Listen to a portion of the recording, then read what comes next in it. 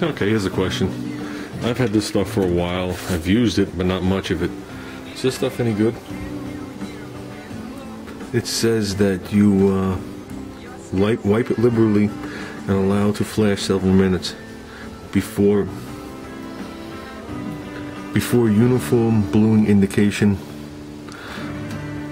is complete. I can't read it, it's going around the thing. Apply appropriate primer and blah blah blah according to directions. So is this stuff good after I sand down my fender and strip it down to bare metal? Do I wipe it down with this, let it sit, and then put the primer right over it? Okay. I mean, you guys can read the label. I don't really know much about it. I never know where I bought it. So I know I used to have some stuff that I used 20 years ago. It was like an acid that you put on there. I don't remember what that was called. It was in a round bottle.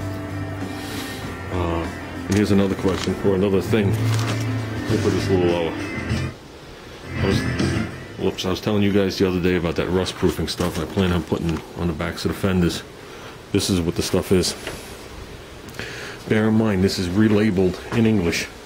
There's a label underneath it in, I'm going to say Swedish, because it's made in Kungsbacka, Sweden. And this is what the stuff is. It's corrosion resistance compound. Okay, basically this is what's being sprayed where I work on the trucks with the frame problems.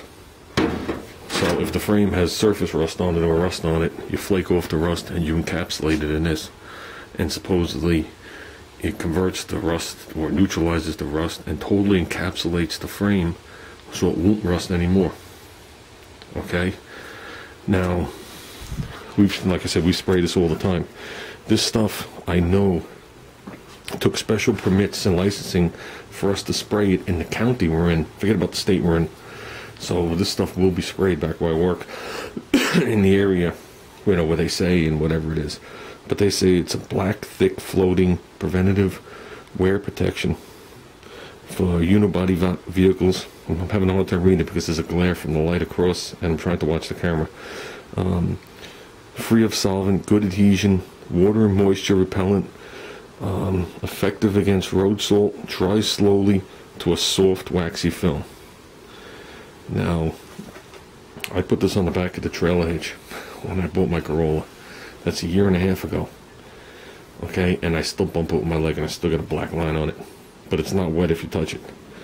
It says here that the surface shall be clean, dry, and free of loose rust. Spray several layers where extra protection is wanted.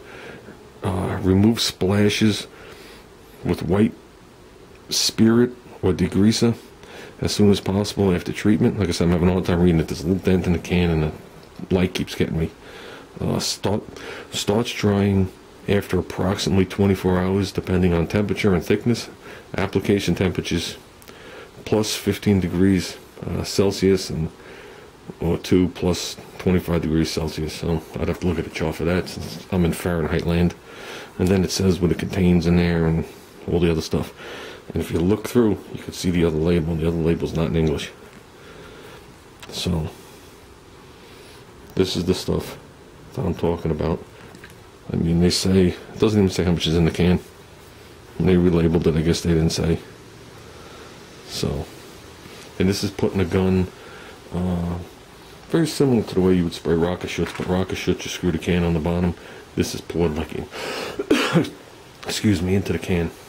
And it looks like a combination of body shoots and undercoating is the best way I could describe it. And I know the first couple applications we did, we have the kids doing this. Oh boy. But the first applications we did, they put so much on that when we delivered it to the customer, it dripped in their driveway. We had to redo their driveways.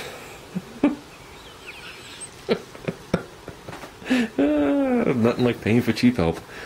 But now when we do it, the truck will sit for 2 days even before we deliver it to the customer to make sure that it will not run all over the place.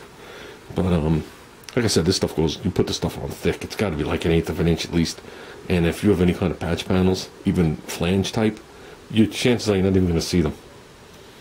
So This is the stuff I'm going to coat the back of the fenders with when I get done with it. So, but I figure I'll coat them right before the last time I put them on. Because if I coat them and start taking them on and off, it's going to be all over me. So I just figured I'd show you guys this. I had mentioned it. Well, they imported into North Hollywood, California. So, that's what it is, guys. Like I said, when I do the backs of the fenders, I'll videotape them shooting it on there. I'll mask off the whole fender and do the back sides. Well, that's it, guys.